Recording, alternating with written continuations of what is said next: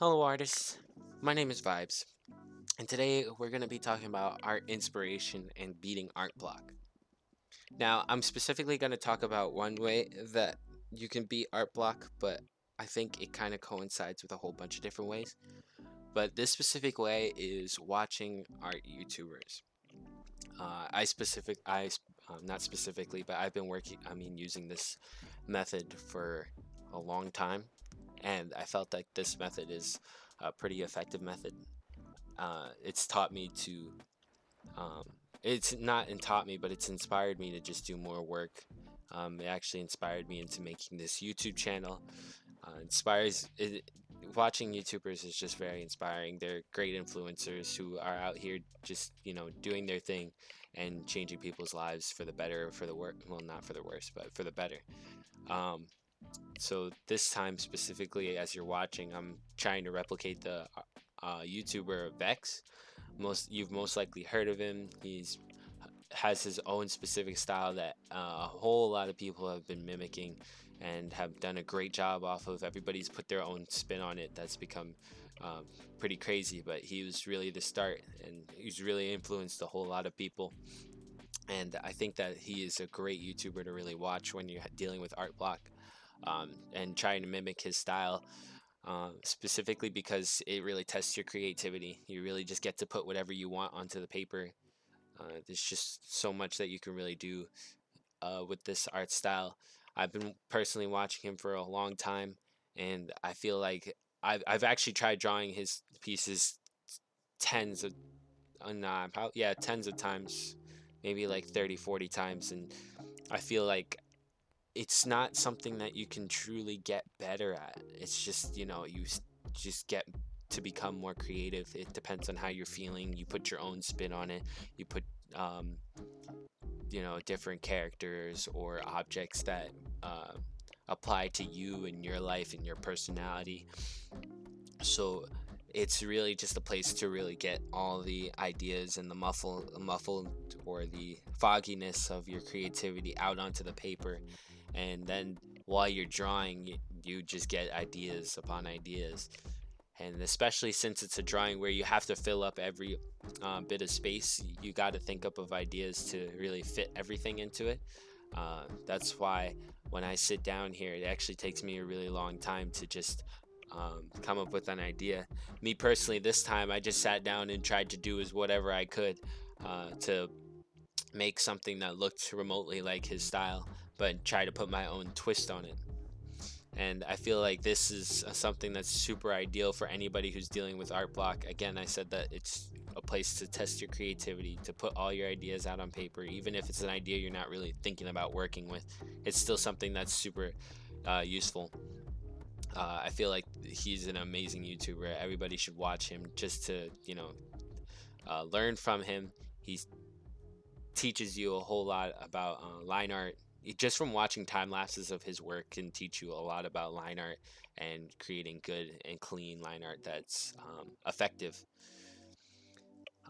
So that actually kind of gets me to my next point, which was art YouTubers that um, do things that you want to do. It's important to watch those type of art YouTubers like me. I have different phases every year, happens every time. So for a year, I'd actually been watching Vex, and I was trying to learn how to do his work just to, boost my creativity and just to think in different ways. For a year, I'd been watching Jazza, Draw with Jazza, and learning from him how to do character design. Other times I was watching ZHC to see how to do a comic book characters, kind of like how they do in Marvel, especially like Spider-Man or DC with Superman. I like the style, so I tried learning it from watching him, and I actually did learn quite a lot over that time. Uh, Watching people like Draw with Waffles, just being able to create a character and ideas instantly. Watching these YouTubers has taught me how to just sit down and to create something that's quite simple, and it's not just to create a finished product, just to create a doodle to get your ideas out. And as I said, it's an amazing way to get past art block. Mimicking other people's ideas means that you don't actually have to think up the idea, and thus your brain doesn't have to deal with the art block. It's just trying to um, make or replicate an idea that's already created. Uh, that's why I said that this is an amazing tool to get past art block, and it motivates you to do more. And especially dealing with artists that do a certain type of media that you're trying to get into, that will motivate you to do more, and you're learning from it. So then that will also motivate you to do more art. So I think that watching YouTubers and mimicking their ideas and trying to put your own spin onto it to create your own style or your own version of their style is essential to creating a stronger bit of art. Now, on this one, actually, I kind of, as I said before, I kind of just sat down and created it. I just wanted to make it a play button because I was going to be talking about YouTube in this video, but most of it was just me enjoying myself. I kind of just sat down. This one took me for a couple hours. I think it was 2 or 3, but halfway through the inking process, I kind of got tired. My hands were just hurting a lot from being in an awkward position. So I came back another day, but it took me 3 days to really get back into the drawing. I really didn't do anything about it until I watched a YouTube video, and I was like, that can makes me want to go back to making that video I was working on. So I came back and sat down and finished it up. But this one specifically, I wanted it to be a play button. I said I was doing it for YouTube, but I also, colored it so that it would look like a play button. I've seen Vex do this one before, well, a play button, but I didn't try and replicate it. I kind of just made my own ideas as I went. That's why you see the little vibes in the middle. I forgot what it's called, the paint palette, I think, the art palette, if I'm right.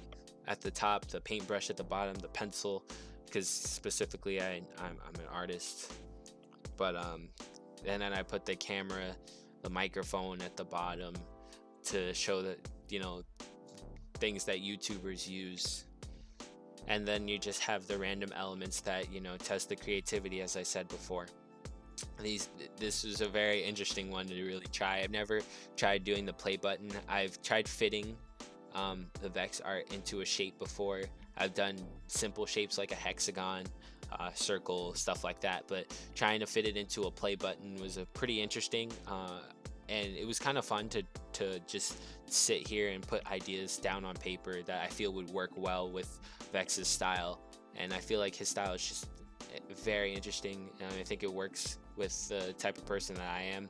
And since I'm a very uniform person when it comes to my art, trying to just throw ideas down onto paper, sketching it out really fast and not really having to think about it was kind of out of my element, but it was very freeing at the same time.